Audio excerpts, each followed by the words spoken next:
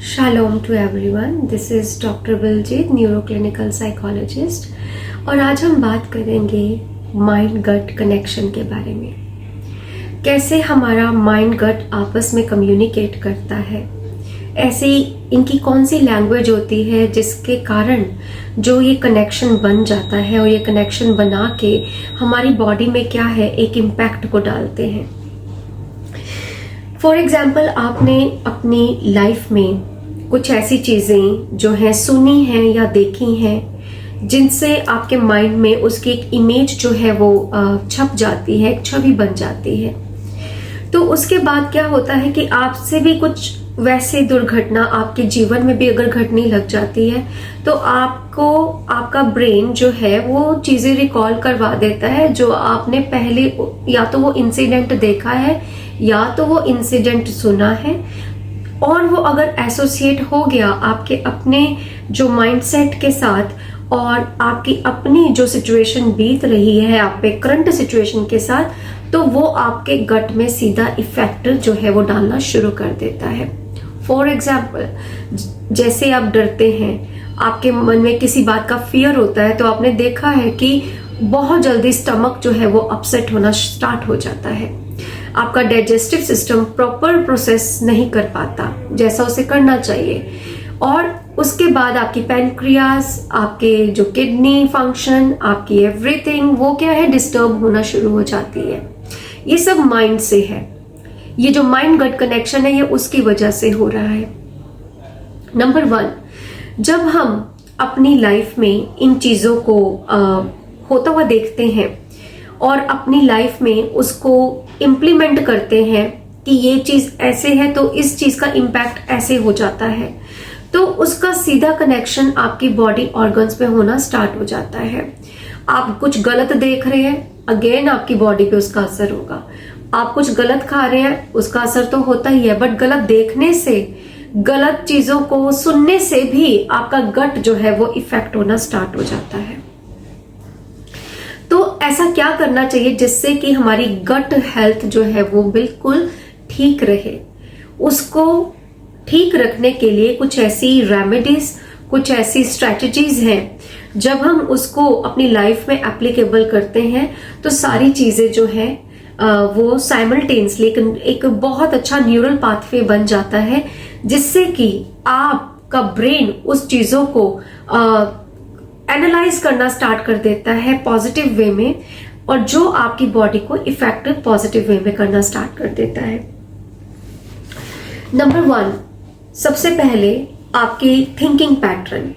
जब हमारे thinking pattern जो है वो नेगेटिव होते हैं या किसी से भी आप प्रभावित हो जाते हो, नेगेटिविटी आपके अंदर आ जाती है और नेगेटिव चीजें आपके सामने आपको दिखने लग जाती हैं, क्योंकि आपकी जो विजुअलाइजेशन प्रोसेस है उसी से आपकी विजुअलाइजेशन जो प्रोसेस है वो होना स्टार्ट हो जाता है। तो इसलिए आपको सबसे पहले क्या करना चाहिए कि आपके थिंकिंग पैटर्न किस डायरेक्शन की ओर जा रहे हैं उस पे काम करना स्टार्ट करना है। अगर आपको लगता है आपको किसी वजह से स्ट्रेस हो रहा है तो उसके लिए बात करना बहुत जरूरी है, जिससे कि नेगेटिव थिंकिंग पैटर्न काम ना कर सके।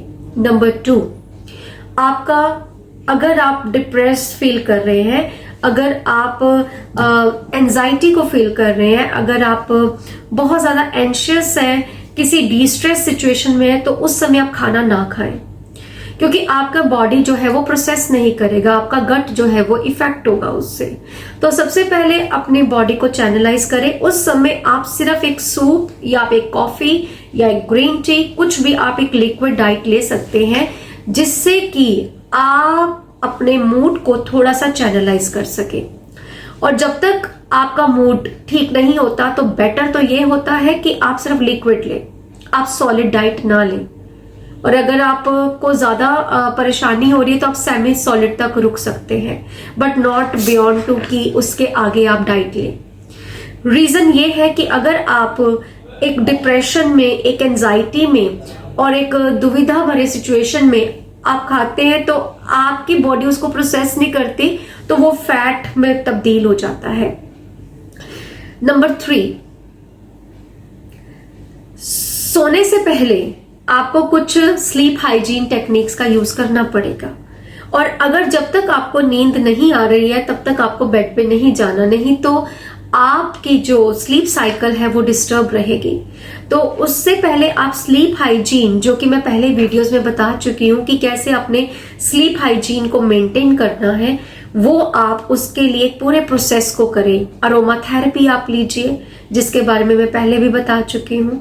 एक रिफ्रेश से स्टार्ट कीजिए, क्योंकि जो रात होती है it is a very important. जो रात का टाइम होता है, अगर वो आपका एंजाइटी में बीतता है, अगेन आपका गट जो है वो इफेक्ट हो जाता है। तो अगर किसी से आपका झगड़ा है, अगर किसी से आपकी दुविधा है, अगर वो पर्सन आपके सामने नहीं है तो उसको लिख के आप उसको निकालिए, बट आप अपने अंदर मत रखिए, या communicate with God. The best part is the prayer. Number 3, आपने अपनी लाइफ में ऐसी चीजों को लेके आना है जिससे आपको खुशी मिले। फॉर एग्जाम्पल, आप अपनी लाइफ में एक हॉबी को लेके आए जिससे आपको हैप्पीनेस मिले, इनर हैप्पीनेस मिले। क्योंकि अगर आप सिर्फ थोड़े टाइम के लिए कोई कॉमेडी मूवी देखते हैं या कोई रियलिटी शो देखते हैं जिसमें आपको हंसी आती है, that is not a real happiness. Real happiness आती है रिजॉइस के बाद। और अगर आप रियल हैप्पीनेस में नहीं है, अगेन आपका गट जो है इफेक्ट होगा, अगर आप अंदर से खुश नहीं है। और जब आप अपनी खुशी खुद से ढूंढना स्टार्ट कर देते हैं तो वो एक रियल रिजॉइसमेंट बन जाता है। नंबर 4, अपनी लाइफ में कुछ ऐसे लोगों को हमेशा रखिए जो आपके लिए एक मोटिवेशन का कारण है, आपके डार्कनेस में एक लाइट का कारण है। अपनी लाइफ में ऐसे पर्सन को रखना बहुत जरूरी होता है। और अगर वो ऐसा पर्सन आपकी लाइफ में नहीं है, then again communicate with God. तो जब इंसान नहीं मिलेंगे तो भगवान तो है ही है, रब तो है ही है। So after that, daily exercise, जो कि हम लोग नहीं कर पाते, बहुत जरूरी है। चाहे आप एक सिंपल वॉक कीजिए, मॉर्निंग में वॉक कीजिए, और नाइट में आप जरूर वॉक कीजिए आफ्टर योर डिनर। जब आप अपनी लाइफ में वॉक को एक रूटीन बना लेते हैं, चाहे वो मॉर्निंग है चाहे वो नाइट है, तो आपका गट जो है वो सही रहता है। आपको गट जो रिलेटेड प्रॉब्लम जो है, एंजाइटी नहीं होती। उसके बाद आपको एक हॉबी को जो आपने सिलेक्ट की है उसके लिए 30 मिनट्स डेली निकालने हैं। आप चाहे वो हॉबी सीख रहे हैं, चाहे वो म्यूजिक इंस्ट्रूमेंट है, चाहे वो कोई भी चीजें हैं, आपने उसको अपनी लाइफ में 30 मिनट्स उसके लिए जरूर निकालना है।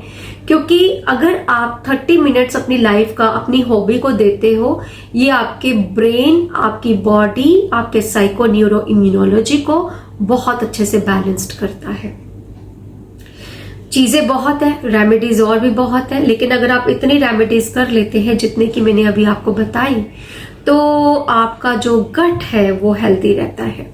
और जितनी भी समस्याएं जो है आजकल आ रही हैं वो गट से रिलेटेड सबसे ज्यादा आ रही हैं, क्योंकि लोगों को खाने को तो पता है, लेकिन खाना कब है और कैसे है ये नहीं पता।